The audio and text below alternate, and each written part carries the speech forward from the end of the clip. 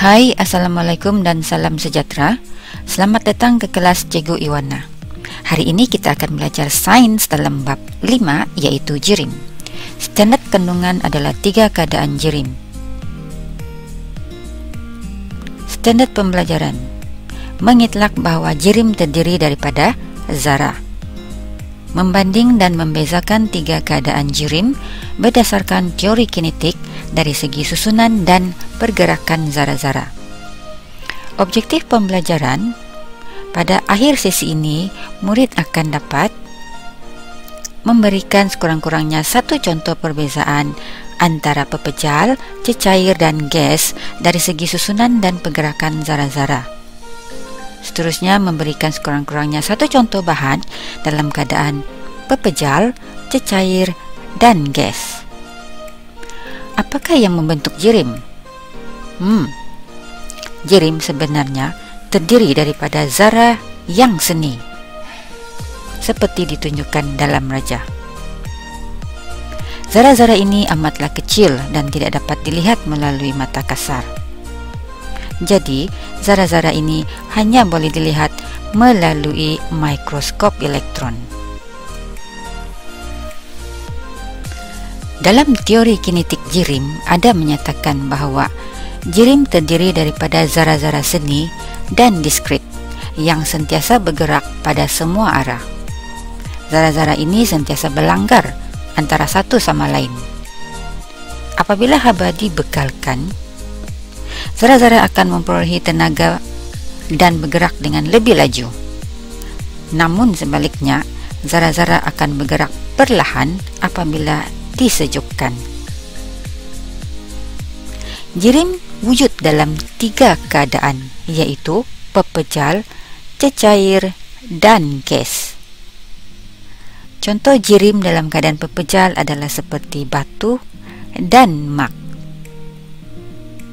Jus oren dan madu adalah jirim yang wujud dalam keadaan cecair, manakala steam atau uap air adalah jirim yang wujud dalam keadaan gas. Untuk mempelajari 3 keadaan jirim dengan lebih lanjut, marilah kita meneroka video visual reality daripada educationvetive.com. Jirim wujud dalam 3 fasa atau keadaan, yaitu pepejal, cecair dan gas. Zarah-zarah dari 3 fasa ini mempunyai ciri-ciri yang berbeza.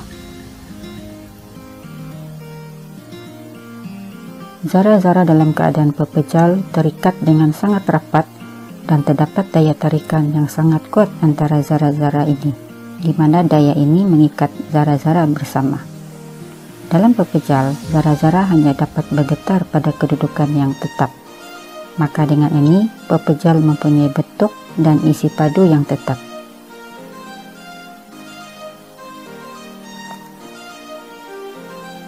Manakala dalam keadaan cecair, ruang antara zarah hampir sama seperti dalam pepejal, tetapi zarah cecair lebih bebas bergerak. Terdapat daya tarikan antara zarah-zarah dalam cecair, tetapi tidak banyak tenaga yang diperlukan untuk memutuskan atau mengatasi daya tarikan ini. Ini menjelaskan mengapa cecair mempunyai isi padu tetap, tetapi bukan bentuk tetap. Zarah dalam cecair juga boleh mengalir ke semua arah. Gas mengambil bentuk dan isi padu bekas yang diisinya. Zarah-zarah di dalam gas mempunyai jumlah tenaga yang sangat tinggi, sehingga sangat mudah untuk memutuskan daya tarikan antara zarah-zarah gas.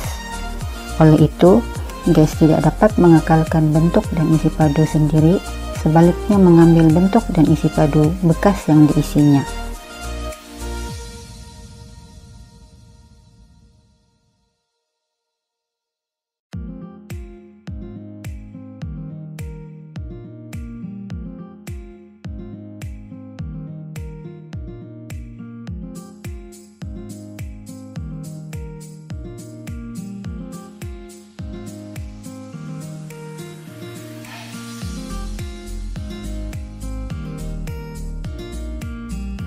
Susunan zarah jirim. Di kita akan masuk ke dalam ruang untuk memerhatikan keadaan jirim yang berbeza.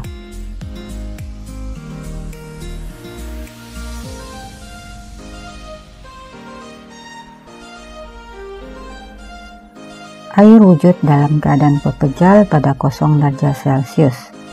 Apabila suhu meningkat, ia berubah menjadi cecair, dan pada suhu 100 derajat Celcius, ia mendidih dan berubah menjadi gas. Mari perhatikan sifat zarah pepejal, cecair, dan gas pada suhu yang berbeza.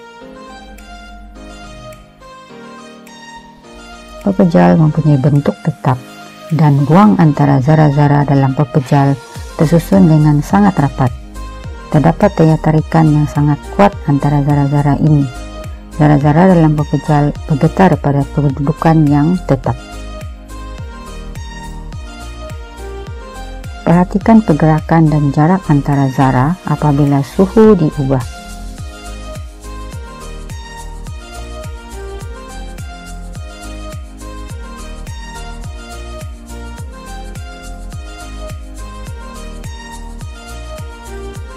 Suhu mulai ditingkatkan dan zarah-zarah menerima tenaga dan bergerak dengan lebih laju.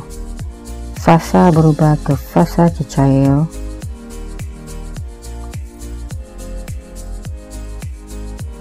Cecair mempunyai isi padu tetap, tetapi tidak mempunyai bentuk yang tetap.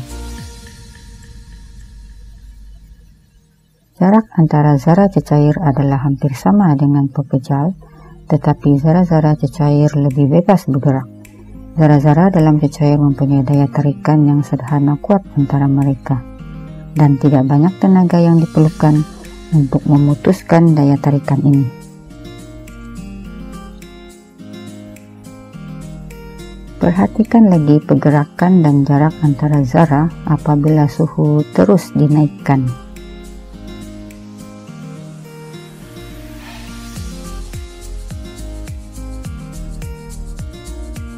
Gas dapat mengalir ke semua arah. Gas mengambil bentuk dan isi padu bekas yang diisinya. Zarah-zarah dalam gas mempunyai jumlah tenaga yang sangat tinggi dan bergerak secara rawak. Zarah-zarah gas mempunyai ruang antara molekul yang besar di antara mereka.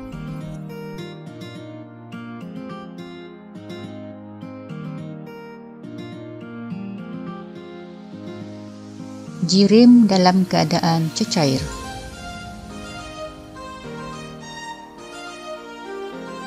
Bergerak ke kawasan yang ditandakan untuk melakukan sedikit aktiviti. Seretkan jak di bawah pili untuk mengisinya dengan sedikit cecair. Kemudian perhatikan isi padu cecair.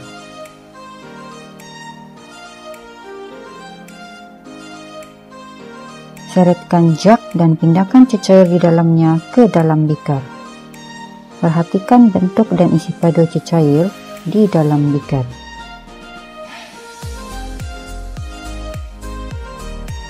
Seretkan bikar ke kelalang kon dan tuangkan cecair ke dalamnya.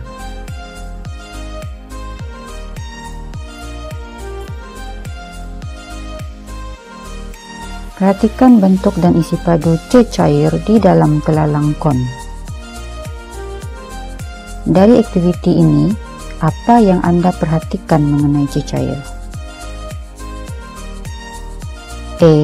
Mempunyai bentuk tetap dan isi padu tetap. B. Mempunyai bentuk tetap sahaja. C. Tidak mempunyai bentuk tetap, tetapi mempunyai isi padu tetap. D. Tidak mempunyai bentuk tetap atau isi padu tetap.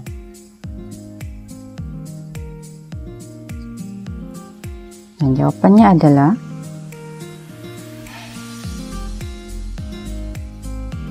C.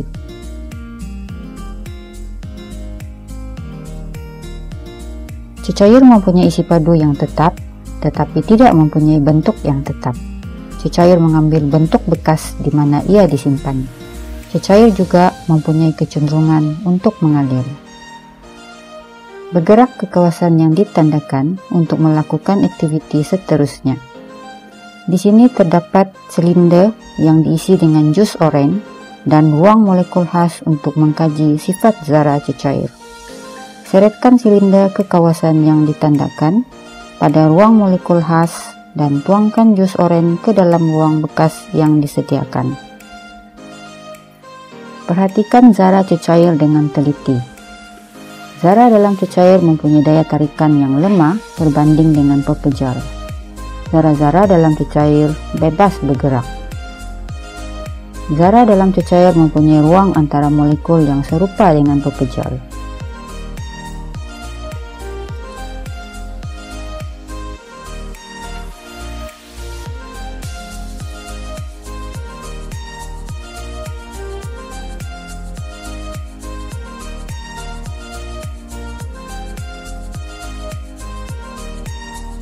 Klik pada ombo untuk memampatkan molekul cecair. Didapati, cecair hanya boleh dimampat sedikit atau agak sukar dimampatkan, karena zarah-zarahnya tersusun agak rapat.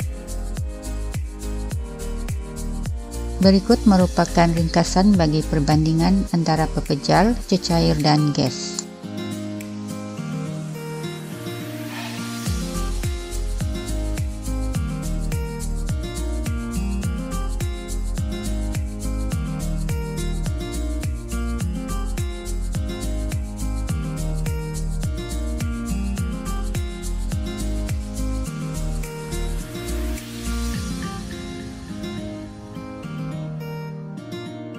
Setelah mempelajari ciri-ciri jirim dalam 3 keadaan, marilah kita melakukan sedikit aktiviti pengukuhan.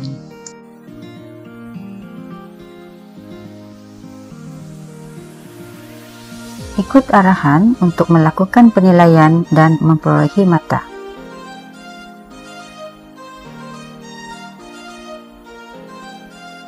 Bergerak ke dalam mana-mana ruangan yang ditandakan dengan menggunakan alat kawalan. Kemudian, perhatikan keadaan jirim dan jawab soalan. Perhatikan zarah-zarah keadaan jirim dan jawab soalan yang diberikan. Soalan 1. Apakah keadaan jirim yang ditunjukkan oleh zarah-zarah ini? A. Pepejal, B. Cecair, C. Gas, D. Tiada semua di atas. Jawabannya adalah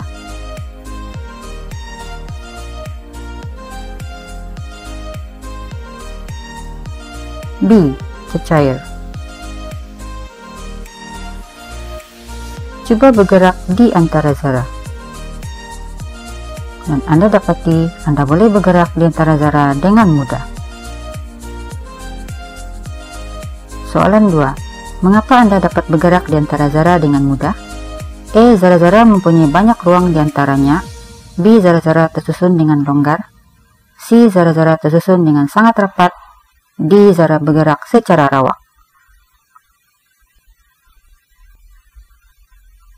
Jawabannya adalah B. Perhatikan pergerakan zarah dan jawab soalan. Soalan 3. Apakah jenis gerakan yang ditunjukkan oleh zarah-zarah ini? A. Zarah-zarah bergerak secara rawak dengan kelajuan tinggi dan tersebar ke semua arah. B. Zarah bergerak secara rawak tetapi dalam isi padu tetap. C. Zarah berada tetap pada kedudukannya. D. Zarah-zarah bergetar pada kedudukan tetapnya.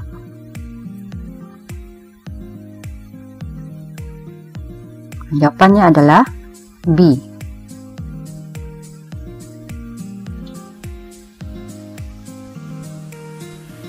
Bergerak keluar dari ruangan dengan menggunakan alat kawalan.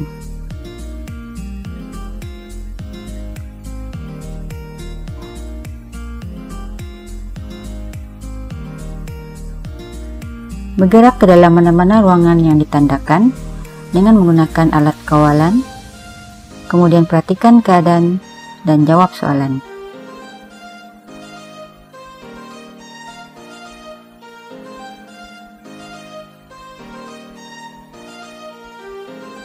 Perhatikan zarah-zarah keadaan jirim dan jawab soalan. Soalan 1. Apakah keadaan jirim yang ditunjukkan oleh zarah-zarah ini? A. Pepejal, B. Cecair, C. Gas, D. Tiada semua di atas. Dan jawabannya adalah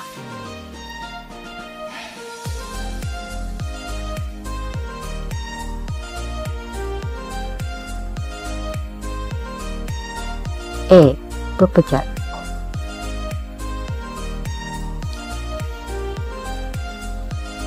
Coba bergerak di antara zara dengan menggunakan alat kawalan.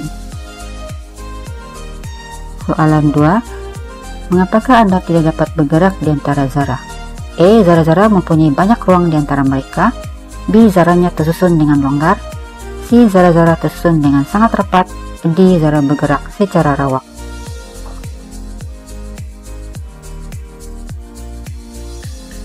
Jawabannya adalah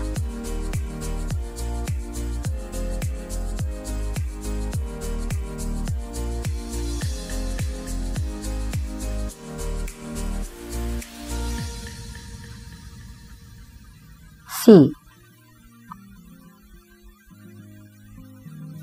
Perhatikan pergerakan zara dan jawab soalan. Soalan 3. Jenis gerakan manakah yang ditunjukkan oleh zara-zara ini? E. Zara-zara bergerak secara rawak dengan kelajuan tinggi dan bergerak tersebar ke semua arah. B. Zara bergerak secara rawak tetapi dalam isi padu tetap. C. Zara berada tetap pada kedudukannya. D. Zara-zara bergetar pada kedudukan tetapnya.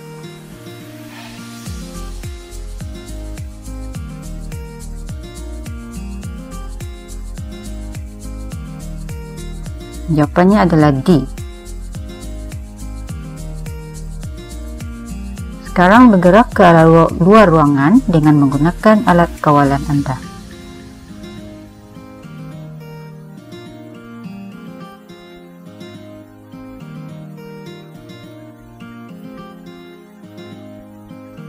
Bergerak ke dalam ruangan bertanda yang tinggal dengan menggunakan alat kawalan. Dan perhatikan keadaan jirim dan jawab soalan.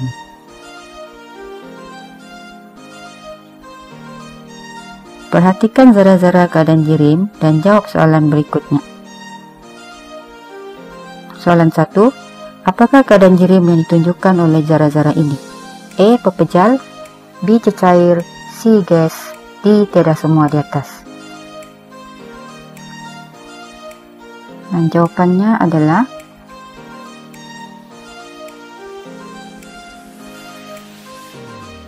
C. Gas. Coba bergerak di antara zara-zara. Perhatikan bahwa Anda boleh bergerak di antara zara dengan mudah. Soalan kedua, mengapakah Anda dapat bergerak dengan mudah di antara zara-zara itu? E. Zara-zara itu mempunyai banyak ruangan di antara mereka. B. Zara-zara itu longgar.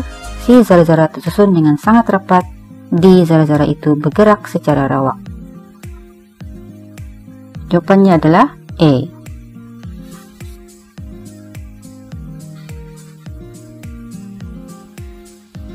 Perhatikan pergerakan zara dan jawab soalan. Soalan 3. Jenis pergerakan manakah yang ditunjukkan oleh zara-zara ini? E. Zara bergerak secara rawak dengan kelajuan tinggi dan tersebar ke semua arah. B. Zara bergerak secara rawak tetapi dalam isi padu tetap. C. Zara berada pada kedudukannya yang tetap. D. Zara bergetar pada kedudukan tetapnya. Dan jawabannya adalah E. Anda telah pun melengkapi bahagian penilaian.